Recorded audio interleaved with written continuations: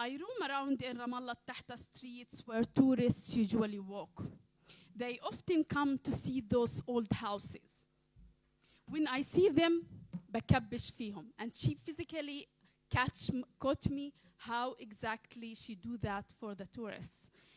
And what strikes me in this anecdote is not merely how urban poor navigate public spaces, particularly spaces close to renovated buildings, or the mundane practices of everyday life of city dwellers, and their creativity and solidarity to use and reproduce life in the city, but also how the examination of everyday practices and imaginaries are important in a way it unfolds invisible crossings that constitute urban specialities.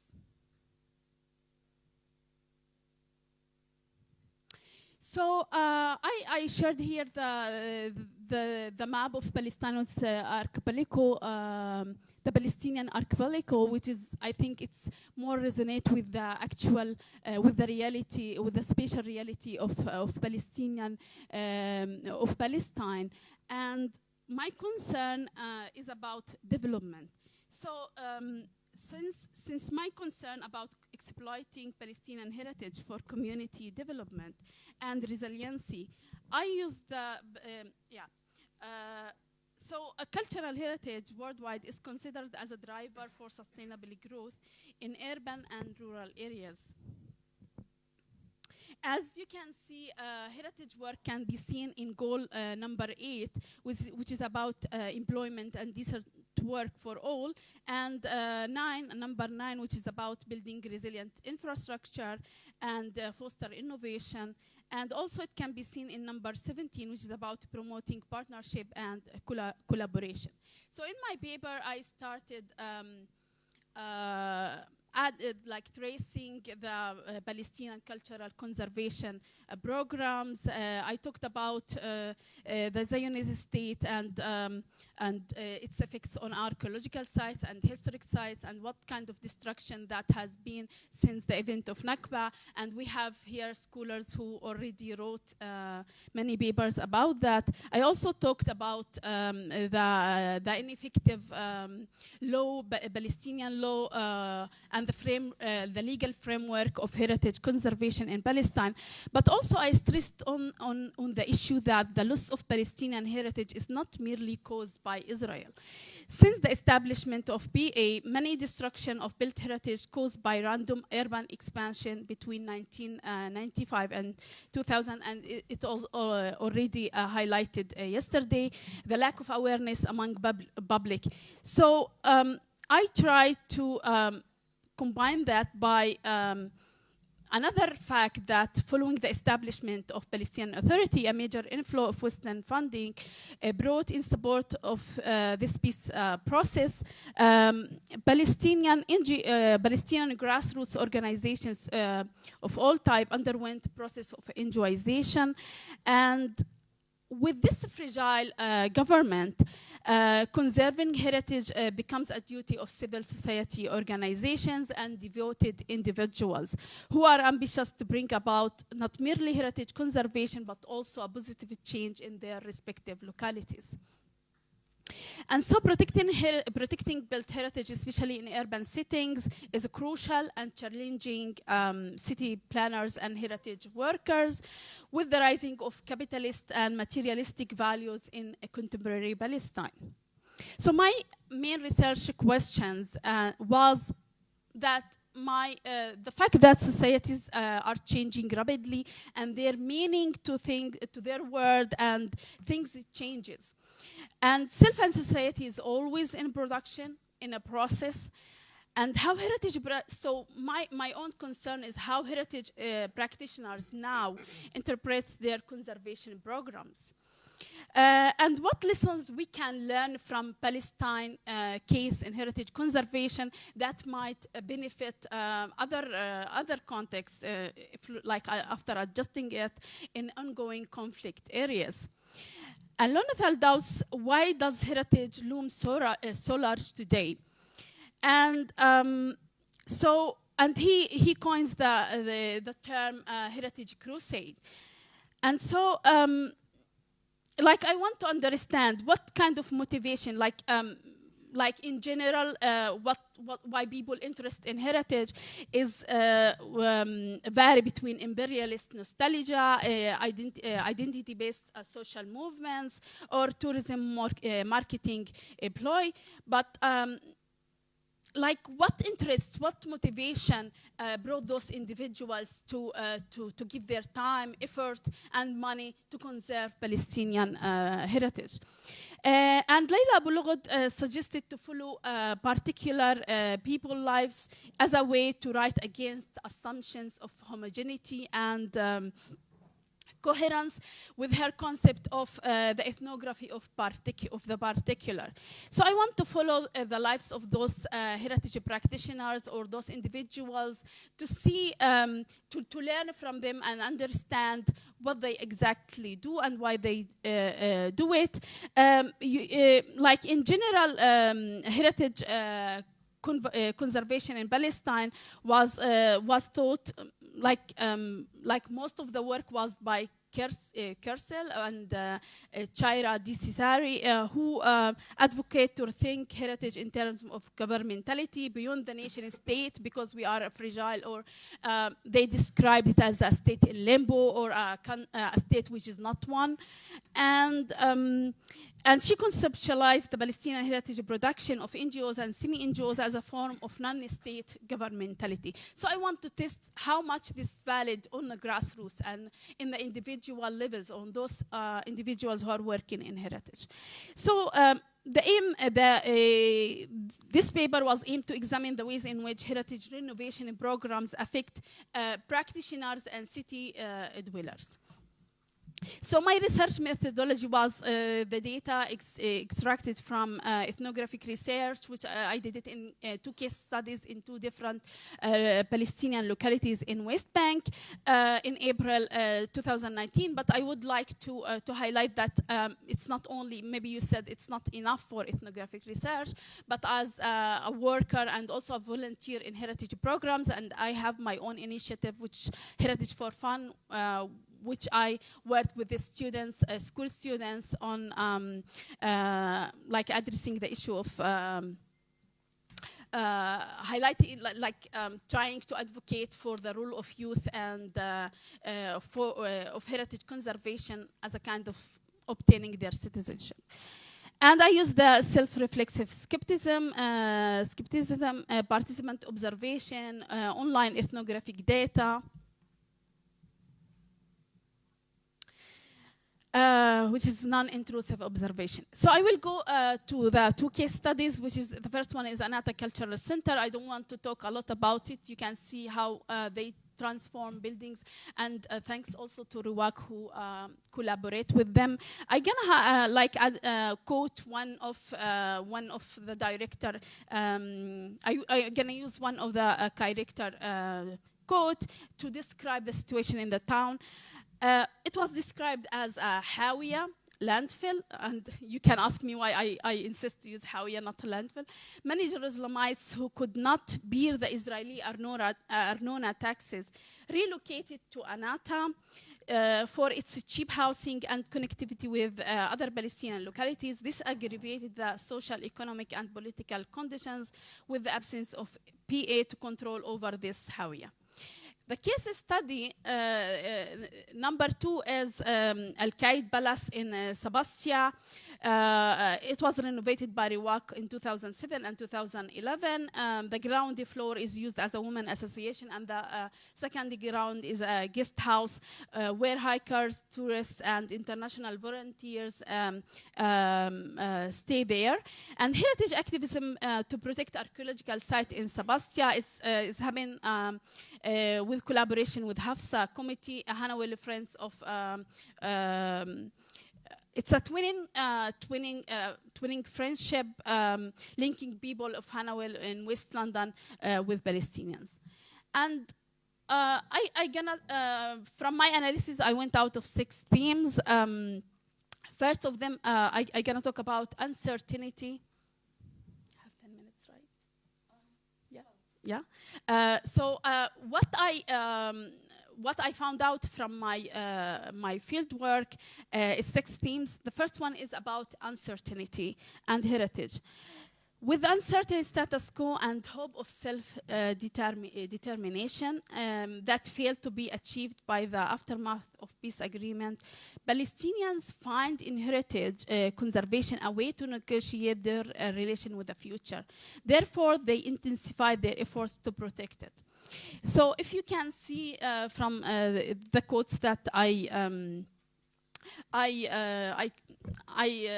addressed in my slide, is about this kind of shame, helpless, afraid of that all the built heritage will be destroyed, fear of that Israeli settlements will be older than our localities, feeling the sense of danger, of course, relating to heritage. And this kind of fear, this kind of uncertainty, I observe it as a productive and the fruitful potential of this uncertainty as a social resource that can be used to negotiate the insecurity, particularly when living in a permanent mood of survival. Uncertainty conducts, creates, and shapes relationships between the present and the future. So we use the past to build our relationship between the present and the future. In second finding, I discussed the politics of Palestinian cultural heritage, which I talked previously about it as a non-state governmentality. But I think, like, if you can see in this picture, there is a couch, and this couch has a story. It's a story of tension between local religious leaders and Anata Cultural Center, where they fighting, like, kind of trying to reorder the social power through heritage. And, like, when I saw it, for me as a stranger, I thought it's just a couch. But from the director, and who's following online and comments and people speaks about heritage, she said that it was put there to claim that renovated building is used as a drug den. And so and in the other case, if you see in the guest house, there are women who are working in public space. They are doing service. So the presence of Palestinian women in the villages, the communities are more conservative, but the presence of women in the public spaces and they doing service, I find the concept of non-movement of Asif Bayat is more close to conceptualize the Palestinian conservation programs. So I argue that this daily routine of mobilizing the locals online and on the ground to protect heritage with a like-minded heritage practitioners can be seen as a social non-movement act. So Asif Bayat, in his life as politics, suggests an alternative perspective on public life of the ordinary people and their social agency in their day-to-day activities with the concept of social non-movements. So non-movements for him refers to the collective actions of non-collective actors which are rarely guided by ideology, structured organization, or recognizable leadership. The third one, which is I really liked, is about the embodiment, and I think it's not well studied in Palestine, about the embodiment of built heritage on the practitioners and the city dwellers. So the performativity and embodied experience of heritage have an notable impact on heritage practitioners, as Ingold advocate a way of thinking through making. Making brings about profound reflections on the processes of creating things or on materials, forms, design, personal knowledge and work of the land. And you can, from the talk of one of my interlocutor from Riwaq, he said like something about the old houses. He said, now I know they will never deceive me. So the practitioners, in my opinion, has, to a certain extent, they developed an intimate relationships with the built heritage and objects they use. And back to the anecdote, the short anecdote I shared in the beginning. When I thinking of her as a body having and being a space, to borrow Abdel Malik Simon terms of people as infrastructures, it reveals the way in which people position and deploy themselves in order to haunt and seize minute opportunities for economic and social advancement. And number 4 is about the commodification of Palestinian heritage. Now I think we are still in the process of commodifying it, but recently there are many researches that talking about the cultural production and how it is increasingly commodified under contemporary capitalism, where commodities themselves are invested and with symbol values and meaning.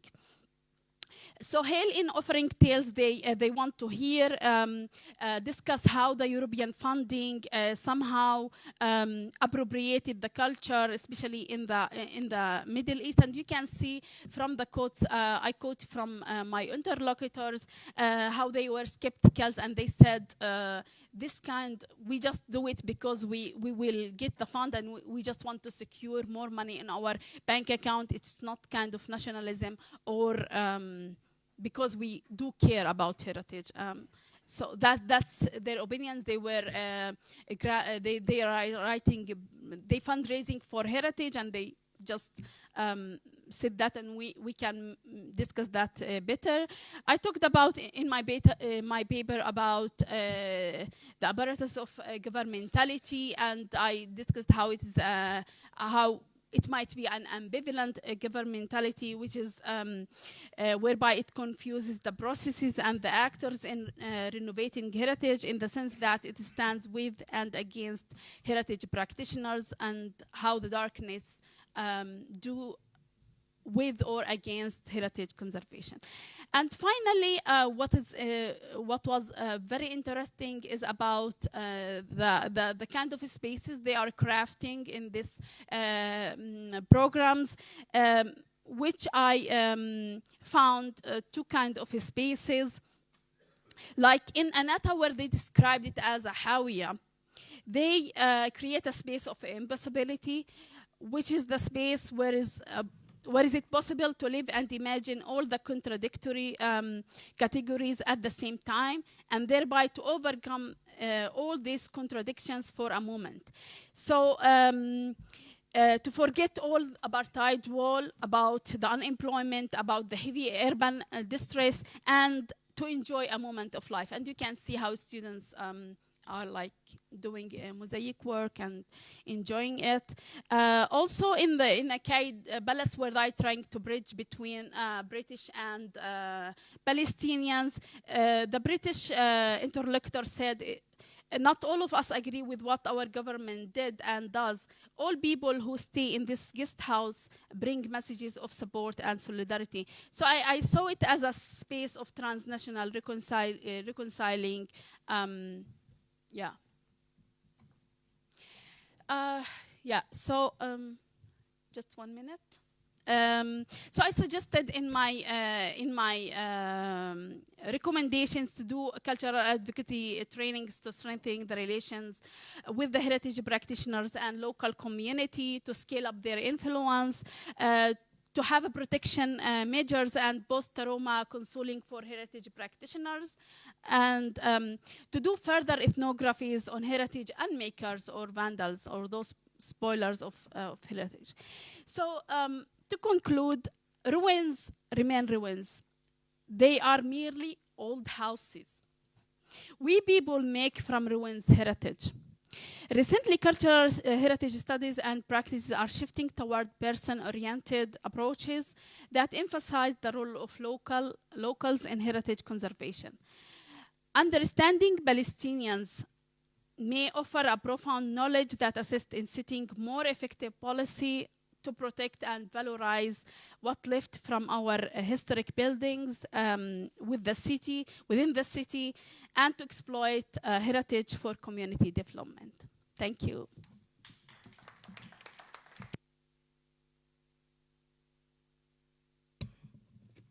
Hello. Thank you, Judeh. Today, our next presenter will also present in English, so I'll be introducing him in English as well. The next presentation is entitled Wahby Between Nationalism and Indigeneity, Thoughts on the Politics of Recognition. The paper focuses on the theoretical learned lessons and research that researchers in settler colonialism can benefit from by taking Wahby as a case study, discussing the geopolitical implications of the Oslo Accords in the West Bank, the effectiveness of the indigenous people in facing the Israeli settler colonial project, and how Wahby represent their future. Our presenter, Francesco Amoroso, is a doctoral researcher at the University of Exeter in UK. His research focuses on the new Palestinian city of Wahby and focuses on the material and discursive manifestation of settler colonial relations and the political of recognition within the project. Francesco, the mic is yours. Thank you very much, Lana. I would like to really thank the organizers of this conference. It's an incredible opportunity for me to present here at Birzeit. A special thanks to the translators who are doing the hardest job of all of us. And now they're going to be shy because they have to thank themselves in Arabic. And apologies for the slight change from the paper that I originally submitted. This happens when you're working on your theoretical framework and your thinking tends to evolve pretty fast, and also it happens when you have commitment issues. So originally the focus of my talk should have been on the tensions between nationalism and indigeneity, which currently animate academic as well as political conversations in and about Palestine. If nationalism and indigeneity are still relevant concepts in my talk, I would like to focus this presentation around the question of the politics of recognition, and I will explain and unpack this term shortly. So my PhD research focuses on the city of Wahby and tries to make sense of this project and its significance and the kind of narratives that emerged in debates among intellectuals, planners, activists, and the city residents themselves. However, what I'm mostly interested in today is the development of a conceptual framework that will allow us to link Wahby to the broader trajectory of the settler colonial project in Palestine. So I'm very aware that by talking about Wahby, I am touching upon quite sensitive issues, unpacking contradictions that, while emerging in a context of colonization, are largely internal to Palestinian society and its political sphere, requires some clarity in terms of what kind of solidarities I would like to emerge through my work. So as a foreign researcher, I must make very clear what intellectual underpinnings my project has. And I think too often we witness performative declarations of positionality as a kind of way to shield ourselves from having to do the actual work of decolonizing the institutions that we work in especially in Europe and in the West. So for me, my position is not necessarily defined by my identity, but it's more productively defined in terms of the political aims of my work as a researcher. And in this specific case at hand, the goal is to open up a conversation about how to disengage from a colonial framework of recognition and think about how to foreground political and intellectual projects that work against the settler state instead of within the political and epistemic bounds of the state itself. So with this presentation, I would like to make three contributions. First, I would like to add a critical lens to the existing body of knowledge on Wahby. I have identified two main approaches to the critiques. One is concerned with the political economy of Rawabi and the kind of the class element. So we could broadly define it as a Marxist approach that criticizes the idea of this creation of a engineering of a new Palestinian middle class. Whether it's new or not, it's maybe debatable. The second approach criticizes Rawabi's role in economic and political normalization with Israel. So it takes the kind of colonial perspective. The critical lens, I suggest, draws from the works of anti-colonial theorist and psychiatrist Frantz Fanon, an indigenous Marxist scholar from the Dini First Nation in today's Canada, Glenn Coulthard, whose book is in my slide. Both thinkers were preoccupied with the role of recognition in the continuation and consolidation of colonial projects. Through this lens, I would like to rethink Rawabi as an urban manifestation of the politics of recognition. This approach does not dismiss the two previous critiques. In fact, on the contrary, it forges links between them and helps to explain how they are related. But it also highlights the links that exist between Rawabi and the critiques of Rawabi and the project and the broader development of Israeli settler colonialism. Now, given that urban transformation cannot be understood without interrogating the evolution of the Zionist project, I would like to also make a theoretical contribution to the understanding of Israeli settler colonialism as it's been unfolding since the 1990s. This period sanctions the beginning of a new articulation of settler colonial logics based on a recognition model. Hence, the role of Palestinian political and economic leadership in the production of new types of colonial subjectivities must be brought to the fore. Finally, I would like to suggest that politically, if one accepts the analysis that I propose here, we must engage with the concept of indigeneity and reflect on the opportunities it allows for recentering the Palestine question away from the framework of legitimacy offered by the settler state and away from the one state versus two state dichotomy and back to questions of Palestinian liberation, exercise of sovereign rights, and self-determination. Oh, slow down, yes, of course. Sorry, I'm making your job even harder. So my work takes as a departure point Glenn Coulthard's book, Red Skin, White Masks. In this work, Coulthard develops a theory of settler colonialism that combines Marx's concept of primitive accumulation, albeit stripped of its historicity and developmentalism, in order to explain the centrality of dispossession in settler colonial processes. With Frantz Fanon's insight in the process of creation of colonial subjectivities as a cornerstone of colonialism, which is equally important as the as the material economic dimension. Borrowing from Fanon and his critique of Hegel, Coulthard locates the process of formation of colonial subjectivities in what he terms the colonial politics of recognition. His analysis, formulated in the context of Canada, illustrates how the Canadian state, after a period of violent dispossession and elimination of Indigenous people, has aimed at the incorporation of First Nations within the structures of the state. This was done through the mutual adoption of a recognition model, whereby the Assembly of First Nations adopted, quote, a vision of the relationship between First Nations and Canada, which would lead to strengthening recognition and implementation of First Nations government, end of quote. This vision finds a counterpart in the principles of the 1996 report of the Royal Commission on Aboriginal Peoples, which includes, and I quote again, recognition of the nation-to-nation relationship between First Nations and the Crown, recognition of the equal rights of First Nations to self-determination, recognition of the Crown's obligation to protect treaty rights, and so on and so forth. Coulthard moves a critique to the adoption of the recognition discourse by the formal leaderships of Canada's First Nations.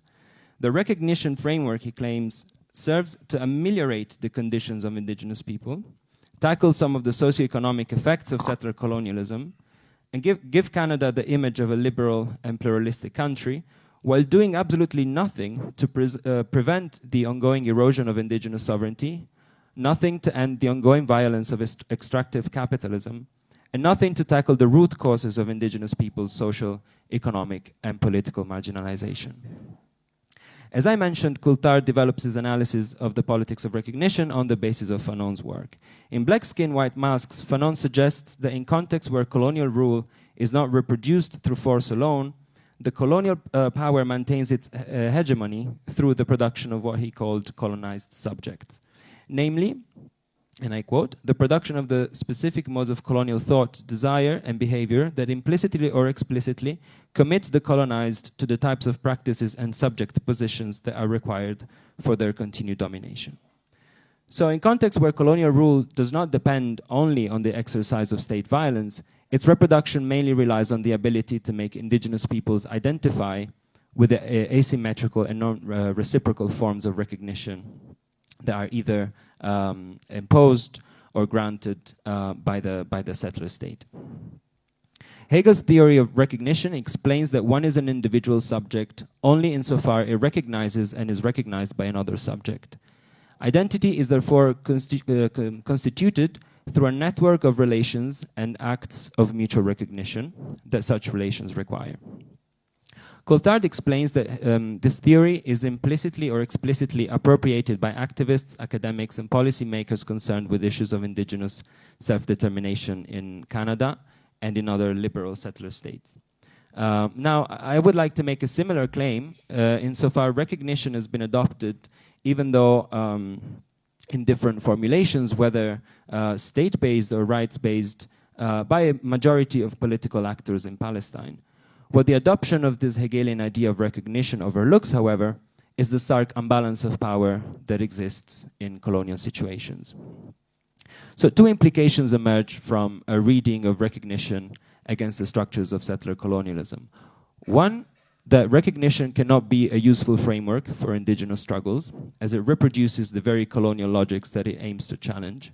And two, that indigenous resistance should move towards, and I quote Coulthard again, a resurgent politics of recognition premised on self-actualization, direct action, and the resurgence of cultural practices that are attentive to the subjective and structural composition of settler colonial power.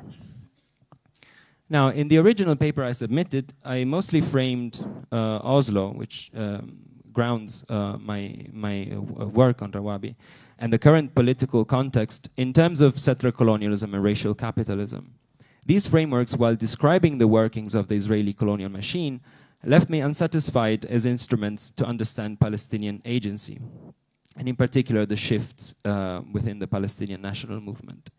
So I have turned to Coulthard and his idea of recognition because of its analytical focus on indigenous resistance.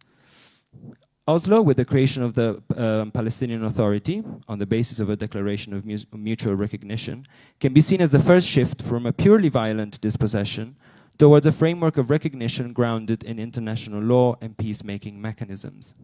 One of the premises of a settler colonial lens of analysis is that the reality created through settler colonial invasion must be understood structurally. While being based on fundamental continuities, settler colonialism is also adaptable to the historical circumstances in which it reproduces itself. Settler projects have proven capable to adapt and survive in the contemporary world as legitimate liberal democracies. In the case of the Zionist colonial project in Palestine, the latest reconfiguration in the workings of the settler colonial structure can be found in the Oslo Accords, which have remodeled the settler project to better suit and benefit from a global shift from social democracy and corporatism that was particularly strong in the first decades of the State of Israel, to neoliberalism, deregulation, and primacy of the markets. Now, the ramifications of Oslo are so wide. The Oslo and post-Oslo have become pregnant temporal markers widely used in everyday discourse and academic production. Oslo has therefore come to be understood as a historical watershed in the periodization of the Palestinian-Israeli conflict, quote unquote.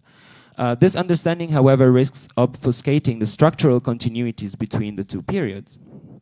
As Patrick Wolf insightfully put it, quote, the problem with watersheds is that they tend to obscure preconditions, continuities, and the deep ground of historical possibility. Thus, we must understand Oslo not as a breakthrough or a turning point in the history of Palestine, mimicking the Zionist narrative, but as an example of the Zionist settler colonial project to adapt to new global and local circumstances.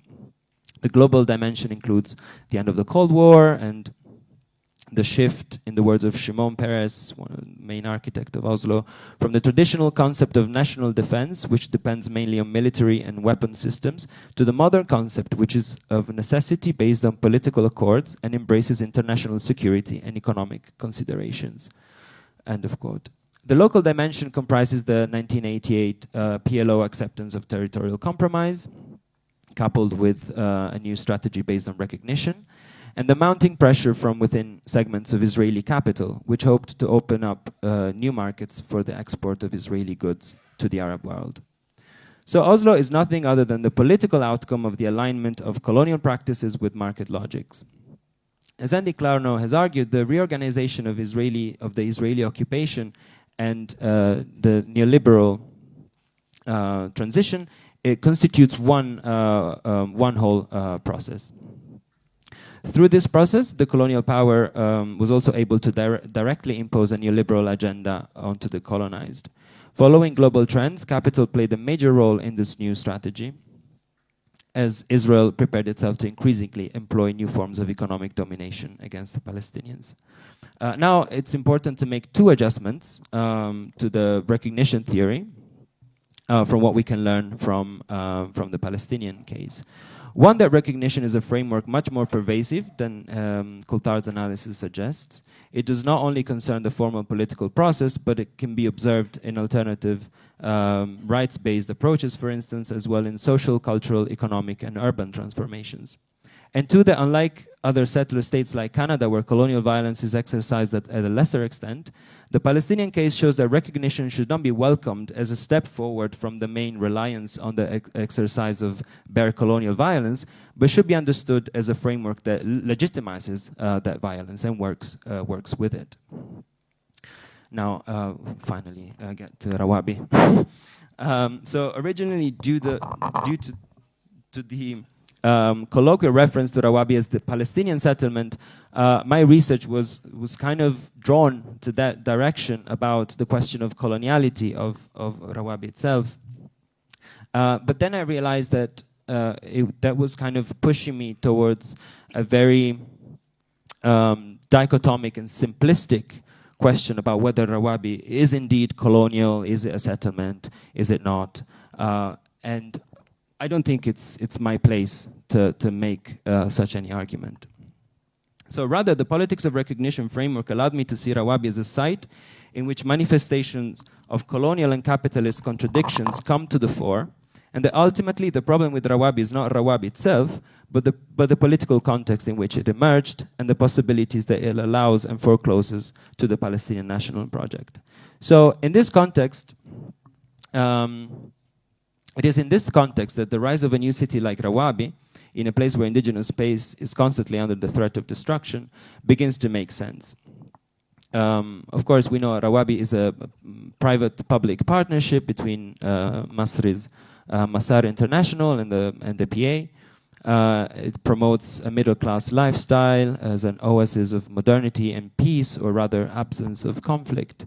The target specifically a young, upwardly mobile, business-minded, and importantly moderate class of Palestinians, as Tanya Grandinetti noted. It is important to note here that the point is not to foreclose economic development or engagement with modernity.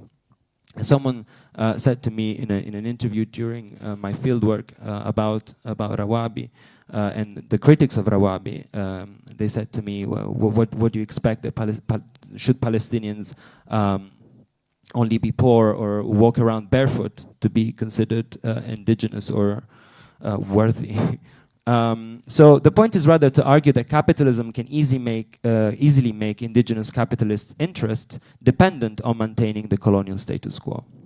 In the discourse of the developers, drawn from interviews, document material, and other media analysis and so forth, one finds plenty of references to Rawhabi being a national project. And it is indeed officially a project of national significance, thanks to a presidential decree.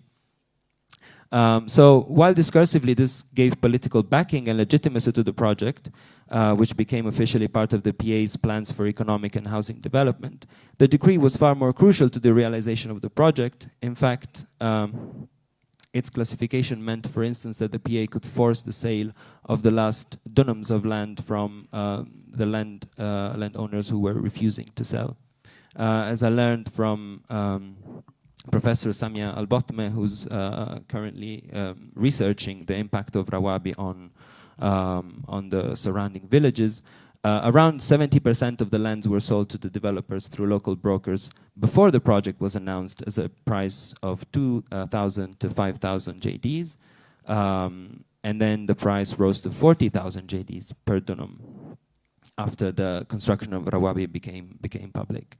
So besides the loss of their main asset, which is land, the villages of Atara, Ajul, and Abuain were also impacted by the destruction of roads and infrastructures and by the possible environmental repercussions of the stone quarry on the channeling of underground waters.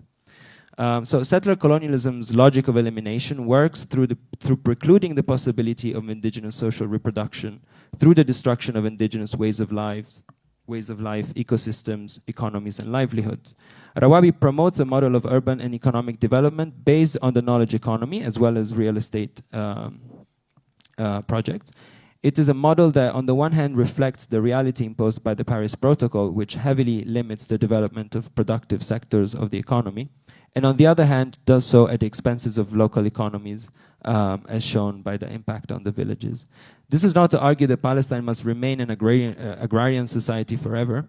The point again is not foreclosing indigenous modernities, but an economic transformation that places Palestinians in a subordinate relationship to Israel serves the purpose of fragmenting the Palestinian people further along economic lines, creating inequalities and, most importantly, opposing interests, and of robbing Palestinians of their main asset, again, land, while deeply modifying their relationship to it through its commodification.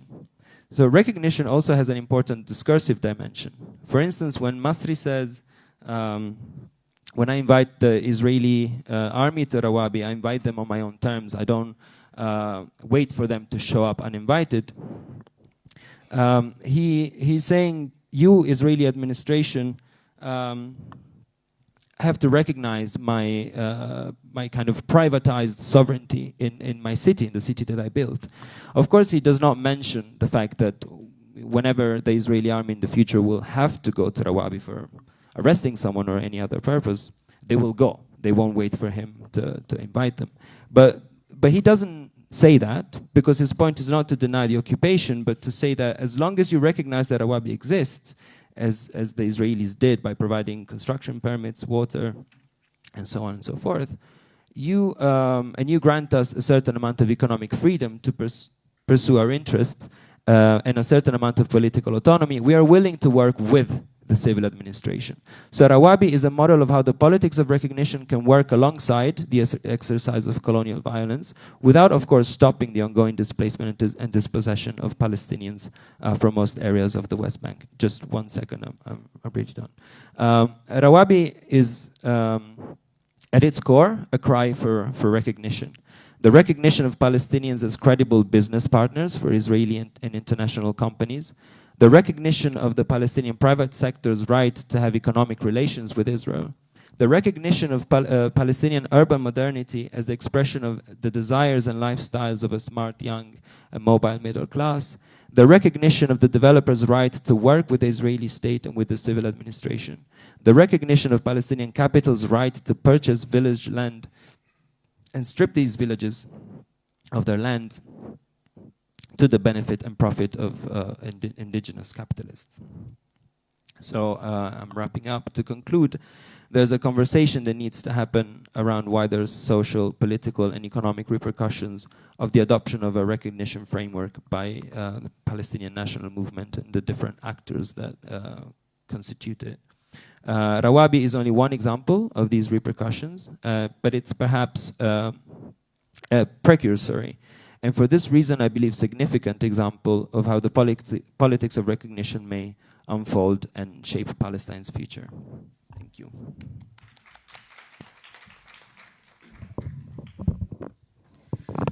Thank you, Francesco. So our next presentation has a musical title, R&B Rhythm and Blues, Post-Traffic Lights in the City of Ramallah and Al-Bira. And in this presentation, Yazan Khalili explores the unique ways of which the post-colonial and colonial exist side by side in the West Bank. The paper discusses social and political meanings of traffic lights in the city of Ramallah and Al-Bire, RNB, the main urban area under the Palestinian Authority. The arrival of traffic lights signaled an attempt to reorganize the organic modernity of Palestinian streets and was resisted as such. Yazan Khalili is an architect, artist, and cultural producer who lives and works in and out of Palestine. His works have been exhibited in different contexts and venues. He has been the leading figure of Khalil al-Sakakini Cultural Center since 2015. Yazan. تفضل. شكرا.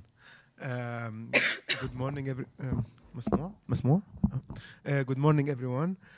Sorry for reading my text in English. It was written a while ago and I was too lazy to translate it to Arabic.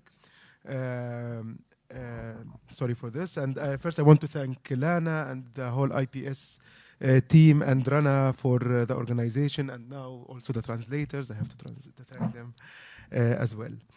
My text is more like a story, so listen to it as such. It's not formulated as a theoretical text. So, okay. I knew about this billboard since my university days. I studied here at Birzeit. I used to pass by it on my way home, but I never took it seriously until I bought a car and became an active figure in the traffic flow of the city. It literally says no to traffic jam. لا للازدحام المروري. With the small writings on the side listing the problems of the traffic jam and what it leads to. Waste of time, wasting of money, distortion of the city's image, uncivilized behavior, pollution, diseases, problems, and violence. An image of a traffic jam, a policeman in the background, trying desperately to deal with the situation, and a bad illustration of a crying kid that is strangely missing his nose and mouth, pasted on the top of it. It's not very clear. Sorry, I took it really with my old phone, maybe 10 years ago or something. So it's in that quality. Both municipalities, Ramallah and Al-Bire, collaborated with the UNDP to have it put there. It took me a minute to try to figure out how to react towards this statement, no to traffic jam. What does it mean exactly?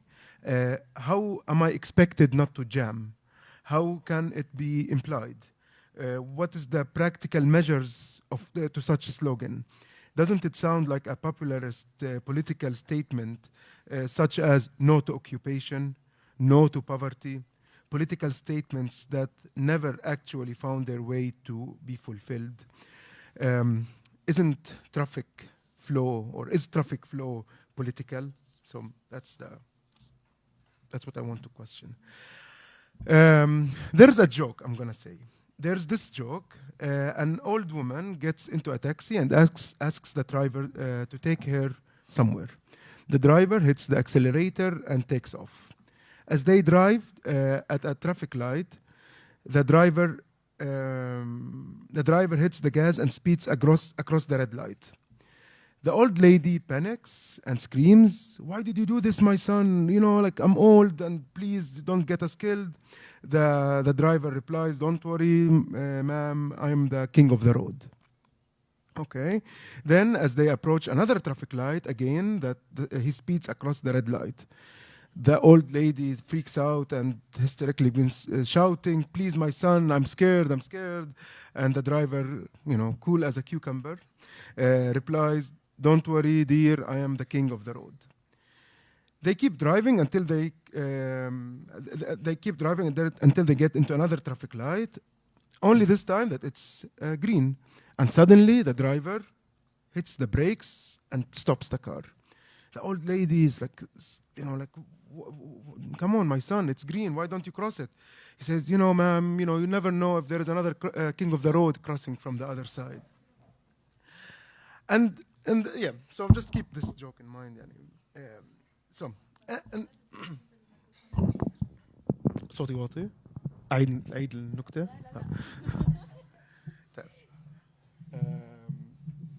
So in 30th of December 1995, Arafat arrives to Ramallah and Al-Bire. R&B, I'm just going to be calling them. People are rushing from everywhere to see him. His helicopter lands in the ex-headquarters of the Israeli Army Administration compound, Muqata'a. Later it became his main headquarters, where he will be under siege for 2 years, and in 2004 he will be buried. It will be his burial place.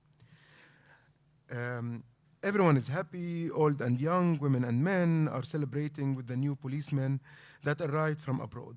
The first Intifada, it was still called Intifada then, no one knew that there's going to be a second one, seemed fruitful. Finally, the freedom that people always dreamt of and struggled for is happening. The Israeli army has left the city, and the state, or something like, seems like it, has been accomplished. I remember that day. I remember that it was hard to walk in the streets due to the crowds of people that dashed from the surrounding villages. And I remember how my father took me to visit Al-Muqata'a, where the prison cells have been opened for visitors. Ex-prisoners came with their families to show them these cells, where some of them would be imprisoned again by the PA later in time, since the cells were used again as prisons by the new PA. Anyway, this is not what I want to write about, since, as we already know from other post-colonial situations, the new authorities will adopt many of the ex-military occupier methods and architecture to enforce the new regime it is trying to establish. The PA was not only controlling, the PA was only controlling the urban and inhabited places. Hence, it was functioning like a big municipality, a fragmented one, governing different highly condensed enclaves. The city, which is our area is, the city in this sense is not only part of the state, it became the state, and therefore the traffic laws became one of the main tools of governing. They do not only represent law and order in the city, but they represent the whole political regime. Knowing this, regulating the traffic law became not only traffic regulation, but also a political statement. I'm just going to speak like the first Intifada that began in 1987 was not only a spontaneous uprising, but by the people under occupation. It also changed and shifted the power structures from the traditional elder family-based leadership to a younger, more politicized, grassroots, urban leadership that was physically involved in the uprising and began organizing the community and spreading their power over it, mainly directing people to engage in civil disobedience, halting paying taxes, boycotting Israeli products, etc. The coming of the new authority, the new authority had to prove its ability to govern, and therefore it had to take over the power from the people, from the grassroots structures to itself. So the new authority had to prove its ability to govern and control not only to the Palestinian population, but mainly to the Israeli and the international community, that it could manage the population and hence a state. Or, in other words, it had to prove to the Israelis that it could substitute for them in the mission to enforce order and security in the areas under its control. So again, traffic laws and order became one of the apparatuses of the PA, European donors and funders will train the police forces and will donate police cars and equipments to the PA. Missions like EU Pol Cups, I think we used to call them Ropo Cups, will come and help the PA to enhance and modernize the police forces. Nevertheless, we will still see policemen coordinating the traffic while carrying their AK-47s. The Kalashnikov. And that created a confusion between being a policeman, being the policeman and the freedom fighter. Now, in the West Bank, there are two traffic laws and that are functioning: the Palestinian Authority one and the Israeli one. One inside Area A and the other outside the cities in Area C. The law of the enclave and the law of the occupier.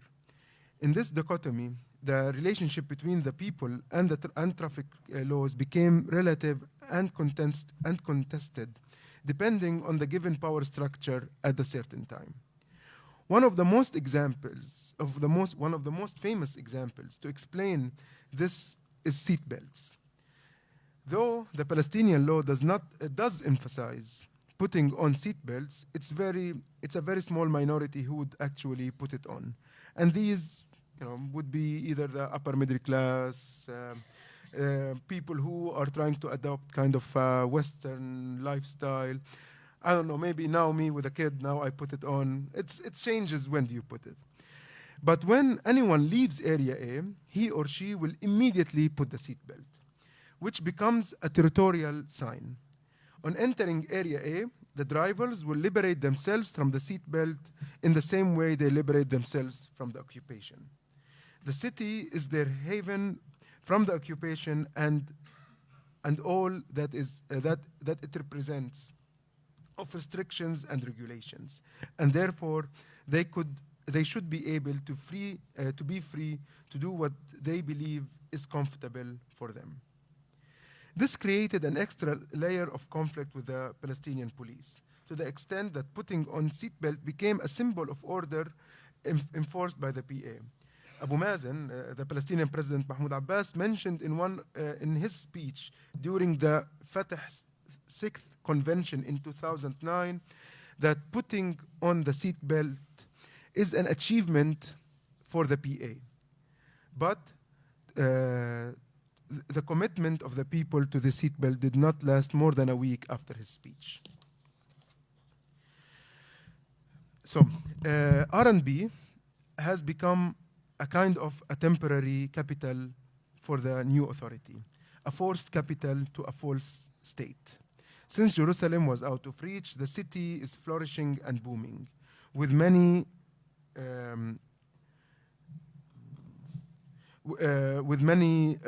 of the returnees and coming to live there, new investors, the political leadership, and foreigners and people from other cities and villages all moving to live there. And it became this emerging city with a wide middle class, mainly working in the PA or the NGOs that grew like mushrooms, or in the services and telecommunication sectors. The small city of Ramallah and Bire, RMB, with a population of around 40,000, became a city of 80,000. I think now it's around 200,000 or something. Within few years, something it was not ready for: new cars, construction sites, buildings, neighborhoods. The city is in its happening phase. So, and the traffic lights arrive.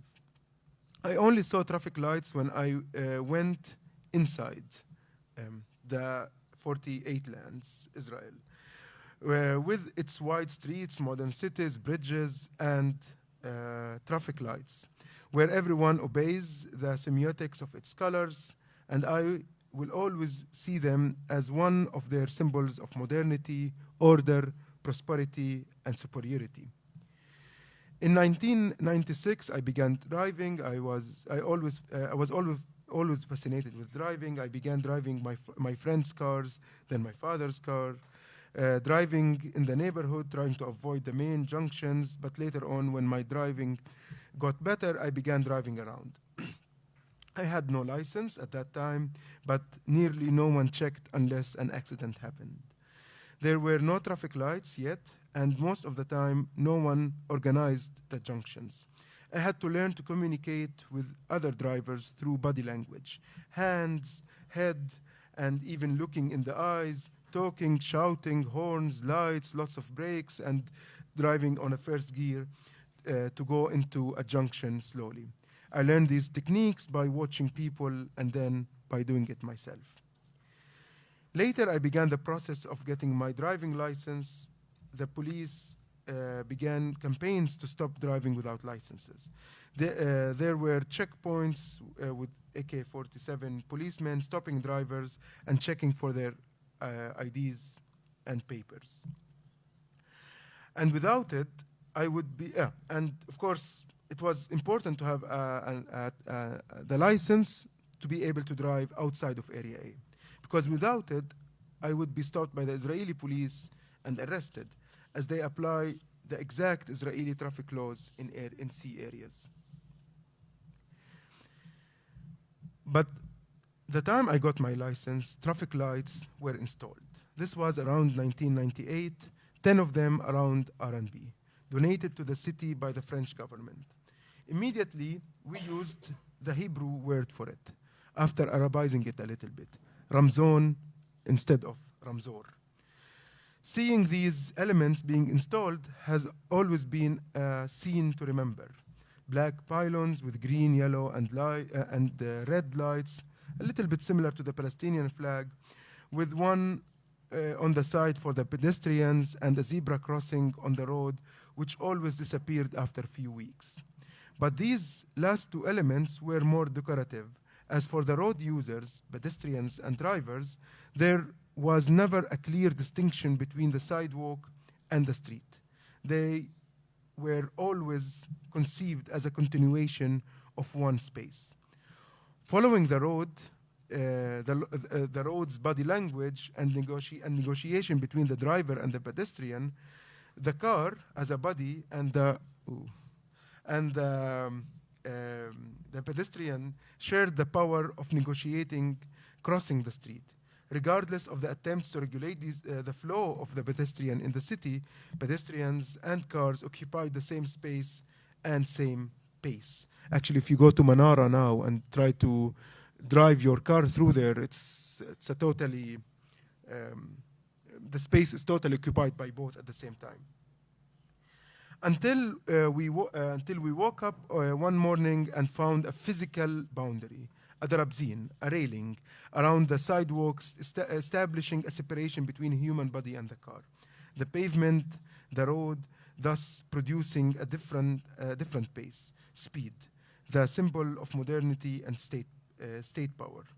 But these elements did not last long, as people developed the body skills to go over them, under or between them, and finally they were removed. Well, now they are installed again, but still people know how to cross them. Now all the body language that has been developed through the years has to change and disappear. A mediator will do the communication between the different parties in the junction, one that has the power to organize the traffic, to decide systematically and represent the invisible state in our daily life. These traffic lights were perceived differently in the city. The sectors that benefited from the new power structures saw them as signs of modernity, essential to progress and building towards the ever-wanted state, the order that is needed for the flow of investors' capital. And a new minor economy emerged, with people selling small products at the traffic lights, gum, napkins, car accessories, herbs, etc. Thus, a poor sector of the society that is being marginalized due to the newly flourishing economy found a space in the emerging system. Let me see, I have type. On the other hand, other groups saw the traffic lights as, no, I'll jump over this. So, no, I have to read it. Sorry. On the other hand, other groups saw the traffic lights as copying the occupier, as restrictions of freedom and creating change in the organic modernity that the society had been functioning under. This was manifested in the daily relation with the traffic light. Stopping at the red light became like crossing it, a representation of this socio-economic, and above all, political relation. Let me tell you a story. One of the 10 traffic lights was installed at the main entrance of Al-Amari camp, the one on the road to Jerusalem, controlling the traffic coming from and to the south towards Jerusalem. And it also controls the traffic coming in and out of the camp. Since it was installed, it has been rare to find someone stopping at it. The street is wide and fast, and it was not hard to miss the traffic light or just slow down when coming close to it. Take a fast look to check if no other cars are crossing and continue driving, regardless of the colors of the traffic light.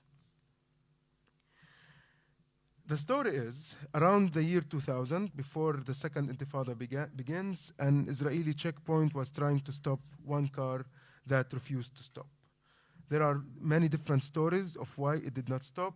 Some say it was stolen car, some say the driver did not see the checkpoint, regardless. But the car was shot at, and the driver, who happened to be from Al-Amari camp, was killed. This accident provoked the situation. The youth from the camp went out in the streets and began burning tires, the same way they did during the first intifada, asking for the revenge for the killed man who they named as martyr. But the significant thing was that they destroyed the traffic light. The first day they broke the lights, the second day they took away the pylons, and then whenever the municipality fixed it, it would be destroyed again in few days. And the situation remained like this until they totally removed it in 2006. What happened that there was not a what happened there was not a kind of vandalism. It was riots with political agenda. This Palestinian authority for them was a continuation of the previous authority, the Israeli occupation.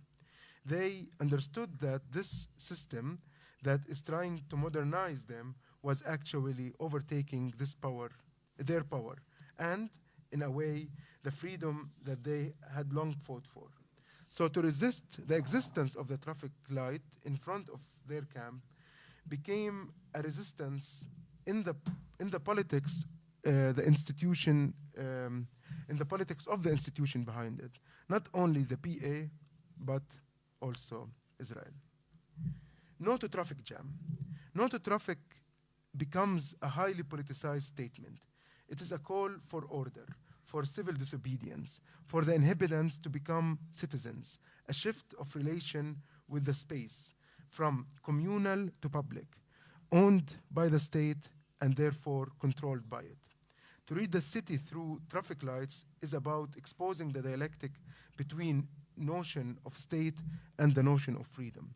It's beyond the red and green and their function to regulate the flow of the city, but in the space that they create, where different power structures meet on a daily basis.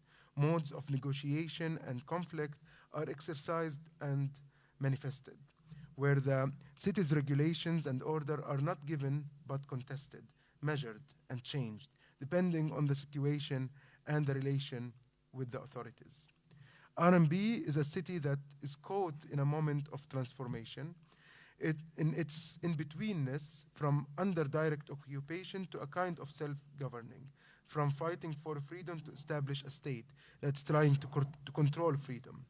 The notion of a city is contested through its flow and order, while political statements are produced not only through political parties, demonstrations and elections, but also through obeying and not obeying the traffic lights, putting on a seatbelt, and so on.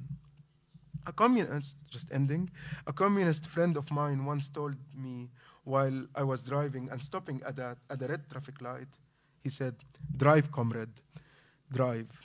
Can't you see it's not red enough? Thank you.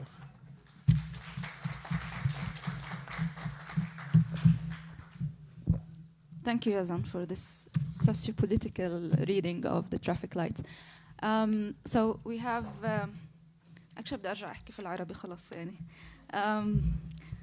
معنا تقريبا 25 دقيقة ممكن إحنا نفتح النقاش فيهم هلا. يعني ممكن أبلش من يعني محاولة We will start by taking 3 questions. We're talking about Warud spoke about the reproduction, governance, and managing the Palestinian urban planning within 3 or from 3 different perspectives, from 3 different manufacturers. The title of the session is about reading the past and trying to read it in the future. These 3 presentations addressed modernizations, 3 types of modernization. Yazan is modernization was physical. Judeh talked about the concept of heritage as in a new identification for the environment. And Francesco addressed the modernization as in Rawabi. And within an urban production or a project of a Palestinian state. 3 types of modernizations that lead to 3 different meanings about the urban environments. The question that we can discuss now is, the first question to Yazan, what is your what's your identification for organic modernization? How can you describe it or identify it? اتخيل يعني بتخيل القصد بالحداثه العضويه هي organic modernization. It's to be living within the phase you're living in. And just like how communities and individuals find their way to enter into a phase in a normal way, through its negotiations, struggles that happen on the ground, and that would be part of this time frame or this modernization. So without having this reading as it should be this shape or that way. So I don't want to talk about modernities that just to be just living in the present and to be part of what's going on in the present. Now, how to be part of it, it has to come in a normal development process. So it's again, you should work on the struggles, on your daily life, and maybe integrate them to become part of the present that you're living in.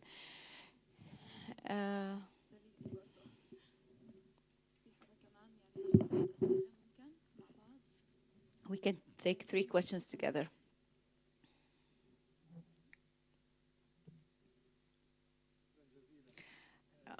I'd like to comment about the language. So my comment is about the language. It's that this phenomenon of using the English language in international arenas is something now common, and now it's invading the Arab and local sphere. Is also noticed.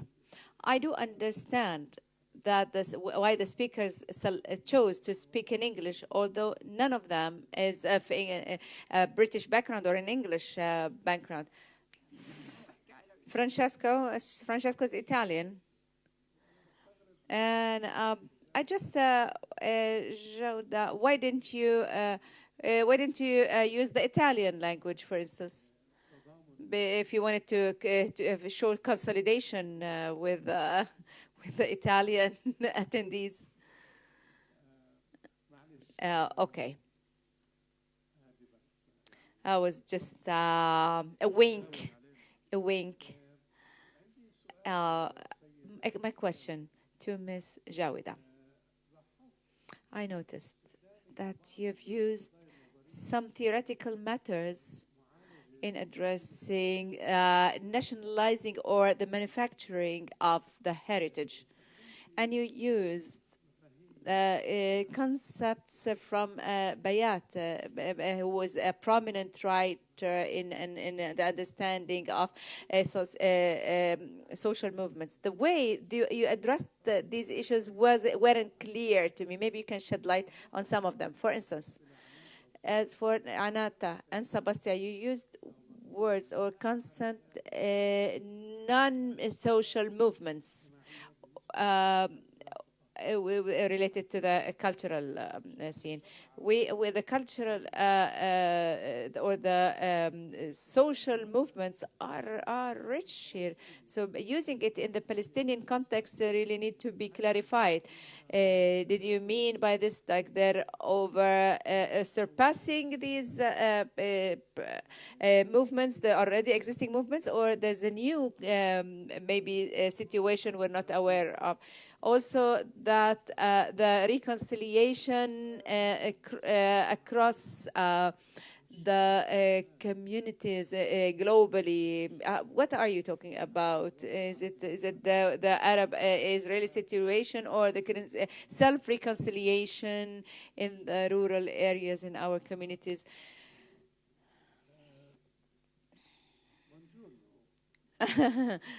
Buongiorno. أود أن أشكرك على فحصك الحقيقي لمدينة روابي، وكنت آمل إنه يعني إنه تنتقل إلى الجزء اللي يتعلق في روابي بشكل. You used in the beginning a very interesting term. You said, "Is Rawabi a colonial settlement?" And it's a very intriguing notion because actually, in the vision of people from Ariel, they were quoted recently, that they consider Rawabi a colonial settlement, meaning that we are living in Judea and the people of Judea are themselves incomers who came to Palestine in the 18th, 19th century. And now they're establishing a new colonial settlement, which is not Jewish. It's sort of bizarre statement, but my question to you is, there is a feature of Rawabi. The debate is very important, and what you pointed out crystallizes an important feature of this debate. But there is another aspect of this debate that may be enriched if you could address it, namely the redistributing role of Rawabi in terms of spatial diffusion. Because one feature of the current demographic dilemma in Palestine is the abnormal growth of the existing settlements. So the redistributing role of the Rawabi in demographic terms, and its role, which is always defended by the makers of Rawabi, of blocking further settlement expansion in that area. I mean, I mention this because you overstress the critical side, and I wonder if you could address this other perspective on it. وأخيرا وليس آخرا الأستاذ يزن خليلي ذكرتني في الثورة الثقافية بالصين. Cultural revolution in China, when Comrade Mao announced that it's important that when the traffic, during the traffic of the cars and bicycles, red means go forward, green means stop. So it's very strange that for many months, people just got this concept, but after a few months, with the opposition revolution, which was called the so-called opposing revolution, so half of the people started going forward on the red and stopping on the green and so on. So things got mixed up. So, and thank you.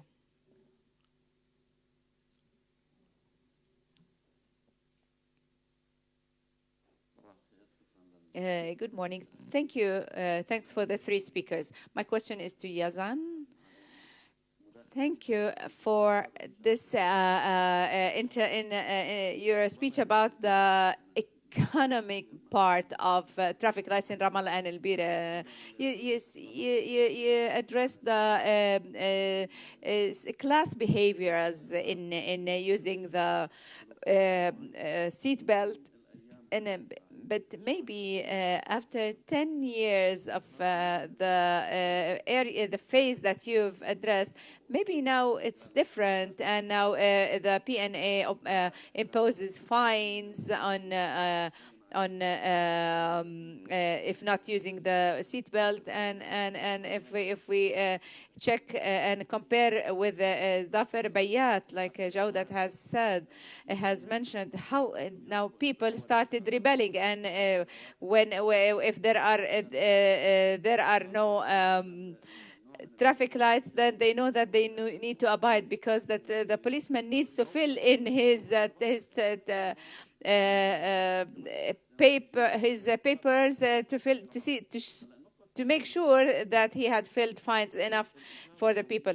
So, but my question about the idea about why they were breaking these traffic lights and smashing them in opposition for something. I see that the traffic lights are representing a certain class, or certain class that's elite somehow. So I see that they are breaking these and smashing the traffic lights because they are rebelling against this class.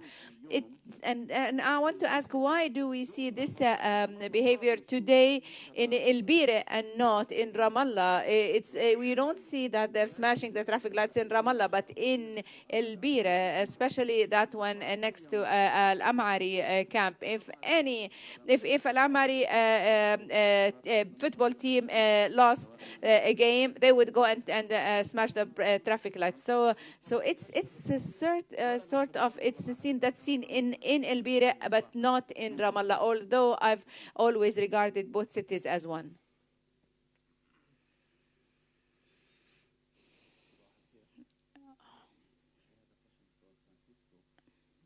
سؤالي لفرانسيسكو عن روابي، عن مدينة روابي.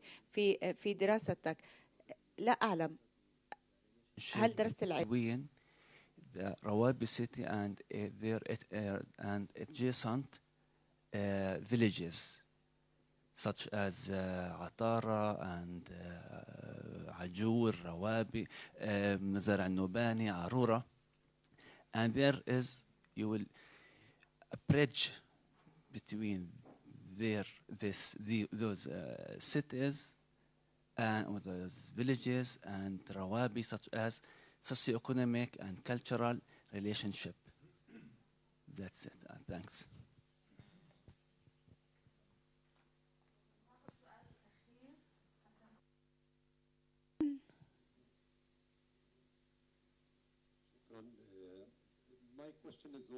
أيضا سؤالي لي following what Professor Salim said, this is me. Okay, my name is Walid Salim anyway. So following what Professor Salim mentioned about Rawabi being now, the Israelis are considering it to be, a settlement of Palestinians that they want to evacuate maybe in some time in the future. You did not refer to the changing politics of the settler colonial project. You mentioned, for instance, Shimon Peres. In terms of Shimon Peres, the idea of colonized subject and creating some kind of space to Palestinians within the settler colonial project was still acceptable. But now it's not anymore. Even maybe the concept even of colonized subject is not accepted anymore by the settler colonialist project. They do not want you to be there even as a colonial subject. Yeah.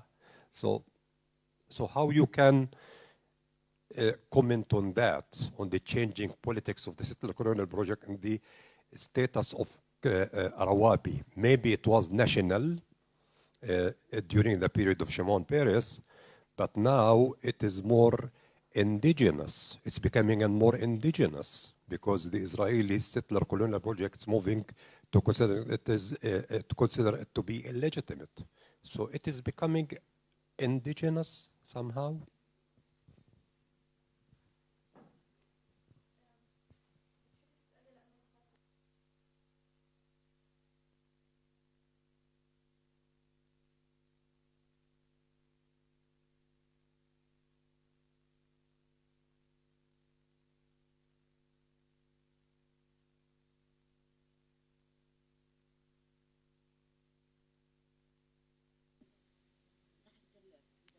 Sahar Jalad, Birzeit University. I wanted to make sure of the identification, or when he asked them, yes, and what did he mean by organic modernity? Is it that it came through the natural development, that it's not like imitating, or that and it's not like when the Palestinian Authority came into force that they've installed the traffic lights. It's like organic modernity should stem out of the will of people. The other point that I saw that was mixing to me was from Judeh was the social movement, or the social non-movements. So rehabilitation of historic sites, it does not come out of the hearts of people. It's more of an fulfilling the agenda of donors. Did you mean this? That was my question.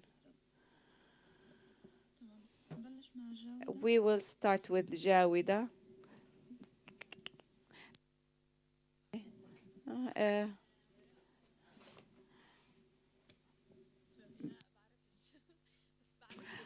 So, okay. So the research was part of my master's thesis, in order to be able to acquire advanced master from the Catholic University in Leuven. And it was funded by the Belgian Flanders government. So that's why I wrote it in English, and I was lazy to translate it back to Arabic. This is in response to Mr. Salim. As for the theory of Asif Bayat, and how did I consider, or why did I consider the attempts of individuals or the grassroots? I focused on in Palestine. In order to become an NGO, you need, and in order to apply for funding to do rehabilitation and restoration, you need to be under the umbrella of an NGO or a certain center. In practice, they are managed by individuals. Such centers, they're just any normal individuals. I wanted to work. I worked as an individual in an individual initiative, and I tried to do something. So the theory of Asif was very close to my way of thinking, because it talked about just normal people. They exist in a massive patchwork. They don't try to make a change, but they just try to do something simple. For instance, in Anat, what were the problems about expanding the parking lot for next to the mosque? Although there was no need for it, but then they broke the pipes. The sewage pipes of the center, which had cost them $3,000 just to be able to apply for a grant. So this tension and this. So this is. I was just trying to picture how people defend their initiatives. I found that Asif was closer to my thinking, and more than that, there's this. The theory of Desisari is the non-state. I felt that it was problematic to put in all the actors of non-states in one category. they're very diverse, so that's where the NGOs are just diverse, very diverse, and it didn't seem correct to put them in one loop, and I didn't feel that most of them wanted to be empowered. In Asaf's theory, he addressed many simple practices that were intangible, like the women who were working in public places, who are just men's work types, or like in the guest house of in Sebastia, women work in places that tourists exist, which was not acceptable previously. So that was something that reflected what Asaf's theory was about. Most theories that address governmentality are Western. They're Western, where the politics are openly discussed and their ideology is grounded, unlike us. All NGOs have erupted, or even the social movements have come up in a different, or based on a different context. So I felt that his theory was very close to our concept, and he discusses also agendas of the Middle East. As for the heritage, the issue, I don't see that the Palestinian issue is very well preserved. However, I would like to say that in some there are whole communities that were in Tanzania or Kenya, because I've worked on more ethnographic work there, and addressed how the indigenous people were addressed. I still feel that we in Palestine, there are some people are still working, and I'm an example of those people, but who are not yet supported. As for the reconciliation, the type of reconciliation, actually it is as in Sebastia, they're trying to link friendship between it's like she was trying to link the British society to a Palestinian society, and I've been told that people sometimes don't like or don't feel comfortable that British people are staying around, and they accuse them because they were the cause. The British were the cause of the occupation we're in, and because they were the ones who introduced the Balfour Declaration. So this is it. So this heritage activism, where these volunteers come in to try to preserve the historic sites in Sebastia, which is Area C. They try to preserve it from the attacks of Israelis. So there are many Israelis who come almost on daily basis, and I've heard lots of stories about how they fight in order to put in their flag on. So it is a sort of reconciliation between among individuals, between Palestinians and British people, and I hope that I've answered your question.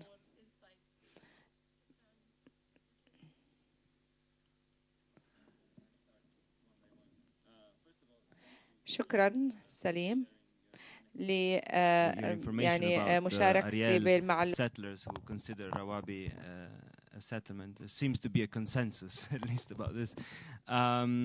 It actually reminded me of the title of a news article on. I think it was the Jerusalem Post or some other Israeli newspaper about the new Arab town in Israel. That's how they referred to Rawabi.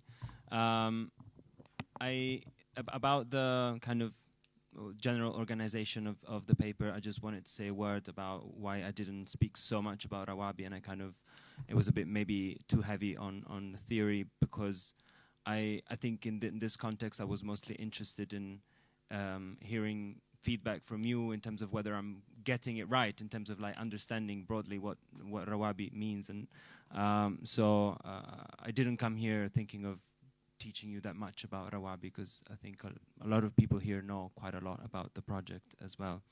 The redistributing role in the demographics. You mean the fact that you have different segments of Palestinian population that live in Rawabi?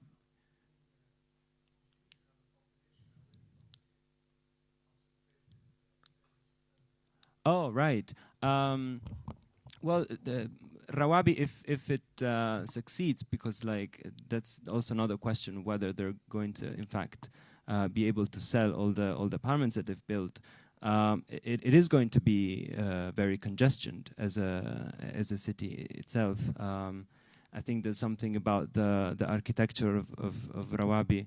I think yesterday you draw a comparison with Mamilla in Jerusalem, and in the Q Center, yeah. And that was interesting because in an interview, someone said to me that they thought Rawabi was like Mamilla at the bottom and Kufr Aqab on the top, kind of, you know. So it encapsulates both contradictions in that sense. So I don't know if it is going to have that impact, and also it's not going to be as big maybe to alleviate the kind of the demographic weight of Ramallah. I don't know how many people from Ramallah are actually going to live in Rawabi. If you already live in Ramallah, you probably won't. Most of the people that I've met anyways like come from very different places, a lot from Jerusalem, from 48 territory. So I don't know if it is going to have the impact on the area immediately near, which is Ramallah and kind of south of Nablus area. On the blocking of the Ateret settlement, that's a well-known kind of position of Al-Masri. You know, you have to thank Rawabi because the settlement won't expand. I don't know if there are any plans for the expansion of Ateret. I don't think so, because also the land on which Rawabi was built is Area A, at least for the most part, besides the access road and NB. So of course the boundaries between the area A, B, and C are shifting. So that's not any kind of insurance that, you know, there will never be a settlement. But also if there was a kind of immediate plan to build or expand a settlement, they probably would have perhaps already changed the denomination of that land. On the relationship between Rawabi and the villages, I haven't. That's not kind of one of the focuses of my research. I think again Professor Al-Batme is going to publish soon, I suppose, a paper. I think it's co-authored with Linda Tabar on that, and also like on the effect of Rawabi on the economy of the villages and on the land and so on. So I would refer you to that. What I have. The way I deal with the relationship with the villages in my research is that I've asked questions in Rawabi to the mayor and to people, especially to the mayor actually, because I was interested in the kind of coordination committee that they have established with the mayors of the villages, and the only type of collaboration that exists, that was stressed at least by the mayor, is in terms of infrastructures.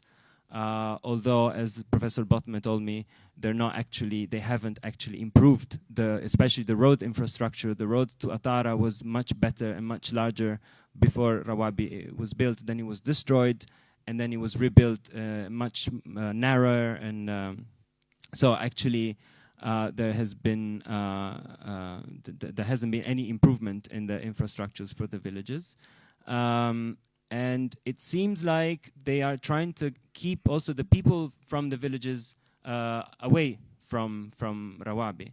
For instance, in the Wadina area, there's the main kind of green area in Rawabi, and when it opened, a lot of people used to spend maybe the weekend there, barbecuing and stuff, and And then suddenly, in order to park your car, you had to pay 20 or 30 shekel for the day. So the number of people actually from the villages who used to maybe go and spend the day in Rawabi decreased. So they have this also kind of like attitude of leading the modernization of the area.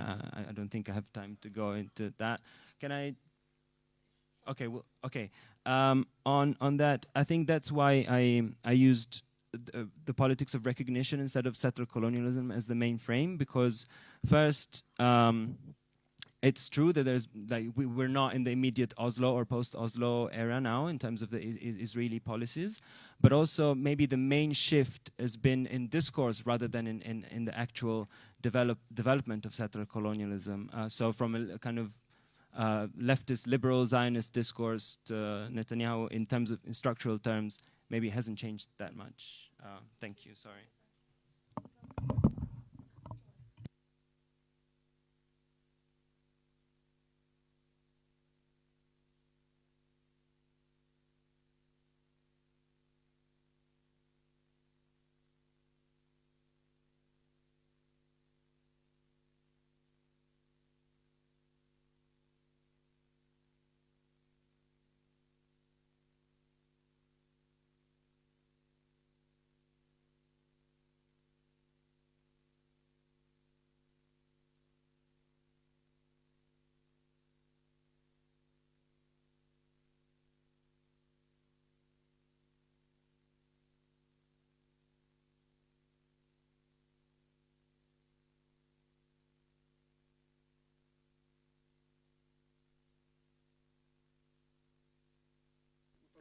And how to regulate the traffic in the streets of those cities. So it's more than one thing. I know that there's something that was added to cars, if the horns. If you don't, like if you do not put in the seat belt, it will start beeping. But the for instance, I bought if I'm driving alone, I put this piece that's put instead of putting the seat belt. But what I mean to say is that there is a relationship between the system and the traffic law that could be bended. It's not as there is a city, and that it's not regarded as this is the state, and the state cares about your best interests. So and then you have to decide. For instance, the bumps in the roads. Why are they there? It's it's a way to describe your relationship from and your concern of the speed of your car to care about the surrounding of the street you're driving in, to caring for your car. So we drive slowly because we care not to destroy the car because of the pumps. So that's the and it's seen commonly in the streets and the cities and in the villages. So these political relations, individual relations that's being created within a community could be seen in this bump. It's not that I care about the community around, that I care of the public sphere or the child. I care about my car. If I'm very speedy, my car would somehow get destroyed. So I tried to understand the economy behind it and the political relationships through different ways. When I drive my car, when I'm driving in the Manara, when I'm driving in Manara with a baby, and it's safer than sometimes walking on the pavement because the body we want to merge in and to coexist and to pass through the Manara, and cars won't be beeping and won't be. So something changes and shifts in an Al Manara Square, regardless if the police were there or not. So this is what really incites me about thinking about the city, the movement in the city, that it over crosses. It's a daily practice where you feel that your relationship with the system, with the state, and if you need this state or we need this system, this state or not, and this is it. This is it. Ramallah and Bira relationship. As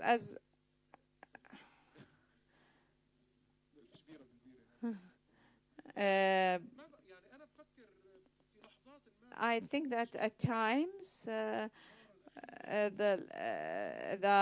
last traffic light before Betunia was also smashed, and it posed a problem because it was the end of the industrial area, and so it was the whole industrial zone does not need to have this traffic light, and they reinstalled it, but I don't think it's needed. The same for the traffic light next to Misharai. The moment they install it, the next day it's broken.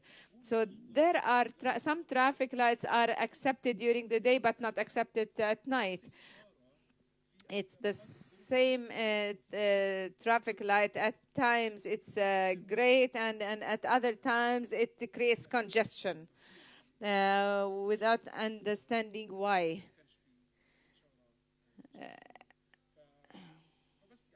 So this is it. Just comments, and of course these were taken 10 years ago. But things are changing. Relationships are changing, and the number of traffic lights are either increasing or decreasing. Thank you very much. Thank you, Lana. Thanks for all the speakers. We will not have a break, and we will start right away with the next session due to the shortage of time.